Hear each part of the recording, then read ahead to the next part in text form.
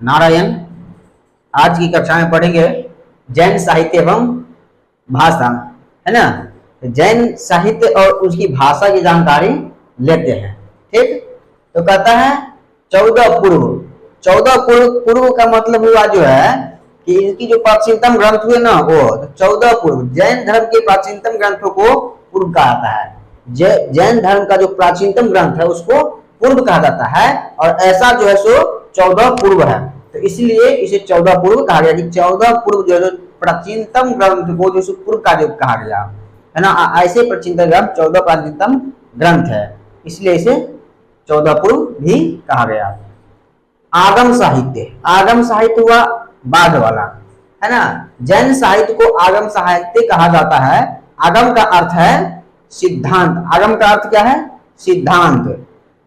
आगम के तहत संपूर्ण जैन साहित्य आता है। आगम के तहत जितने भी जैन साहित्य है सब उसके अंदर आता है, जिसमें शामिल है 12 अंग, 12 उपांग, 10 प्रकीर्ण, 6 छेद सूत्र, 4 मूल सूत्र और अग्नि योगी सूत्र आदि जो है सो इसमें शामिल है। किसमें? तो आगम साहित्य में।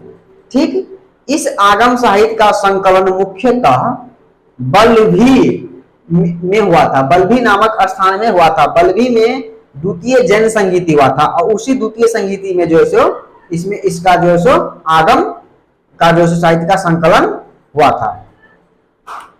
12 अंग जैन सिद्धांत एवं नियम पाटलिपुत्र की पहली सभा में, जनसभा में संकलित प्रमुख अंग है।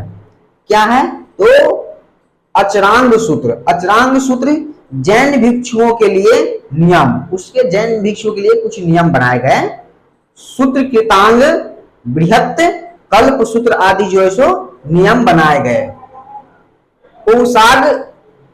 उपसाग दशाओ 10 जैन व्यापारियों का वर्णन है इसमें 10 जैन व्यापारियों का वर्णन है जिन्होंने जैन नियमों का पालन कर मोक्ष प्राप्त किया।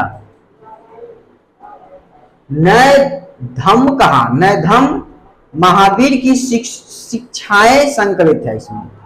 ठीक, और भद्रबाहु, भद्रबाहु की चर्चा पहले भी किए थे। तो भद्रबाहु का कल्प सूत्र, भद्रबाहु का कल्प सूत्र है जैन धर्म का प्रारंभिक इतिहास वर्णित 14 पूर्व, जो 14 इसके प्राचीनतम ग्रंथ है। 14 पूर्व प्राचीनतम जैन धर्म का क्या है? ग्रंथ है। प्रारंभिक जैन साहित्य अर्धमागधी में, प्रारंभिक जैन साहित्य जो है अर्धमागधी में, और बाद में क्या हुआ? प्राकृत भाषा में जो है सो इसकी रचना हो गई, है ना। तो जैन तीर्थंकर का उपदेश प्राकृत भाषा में ही है। तो ये था जैन साहित्य की भाषा। आगे फिर दूसरा समझेंगे। ठीक है, नारायण।